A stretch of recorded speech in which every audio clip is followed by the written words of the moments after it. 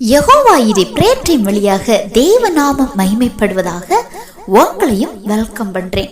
பிரியமானவர்களே, தேவ பிள்ளைகள் நாம கர்த்தருக்குள்ள வாழ ரொம்ப பிரயாசப்பட்டாலும் சில காரியங்கள் நமக்குள்ள செயல்பட்டால் அவை நம்மை தேவனுக்கு ஏதுவான காரியங்கள்ல இருந்து வழிவிலக செய்கின்றன. இதுதானே என்று நாம கவனக்குறைவாய் நாம செயல்படுகிற சிலவை நம்மை அவற்றின் கட்டுப்பாட்டுக்குள்ள கொண்டு வருது. என்ன தெரியுமா? அடிமைத்தனம். இதனை 2 வகையா நாம பிரிக்கலாம். ஒன்று, வேதத்திற்கு புறம்பான பாவமான காரியத்திற்கு அடிமையா இருப்பது. இன்னொன்று, ஆண்டவரை விட ஒன்றுக்கு அதிக முக்கியத்துவம் கொடுத்து அதற்கு அடிமையா இருப்பது. ஏனென்றால் ஒரு மனிதன் ஏதேனும் ஒரு பாவத்திற்கு அடிமையாக காணப்பட்டால் நாம நீதிக்காக வாழ முடியாது. ஏனென்றால் ஒரு மனிதன் எதற்கு அடிமைப்பட்டிருக்கிறானோ அதற்கே அவன் அடிமை, அதற்கே கீழ்ப்படியவும் செய்கிறான்.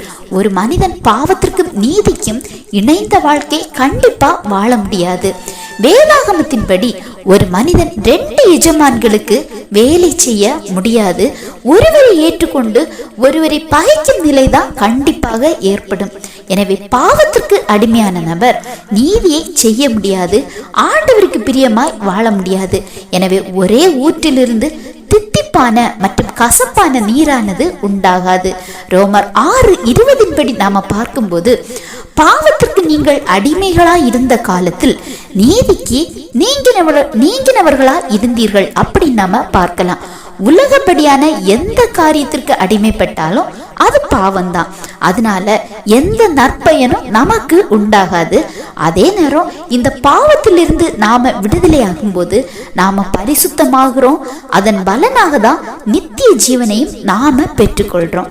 எனவேதான் பாவத்திற்கு மரித்து நீதிக்கு பிழைக்கிற மனிதர்களாக நாம மாற வேண்டும். இன்றைக்கு நிறைய பேர் அன்றாட தேவைக்கான உலக பொருட்களுக்கு கூட அடிமையாக வாழுகிற நிலையானது ஏற்படுகிறது.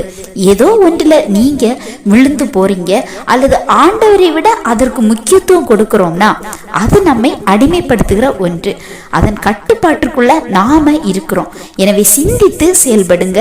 இப்படி ஏதோ ஒன்று உங்களில் செயல்படுவதை நீங்க உணர்ந்தா ஜெபித்த அந்த காரியத்திலிருந்து கண்டிப்பா வெளியில வாங்க. இந்த செய்தி உங்களுக்கு பிரயோஜனமா இருந்திருக்கும் நம்புறேன். ஆண்டவர் தாமே உங்களை ஆசீர்வதிப்பாராக.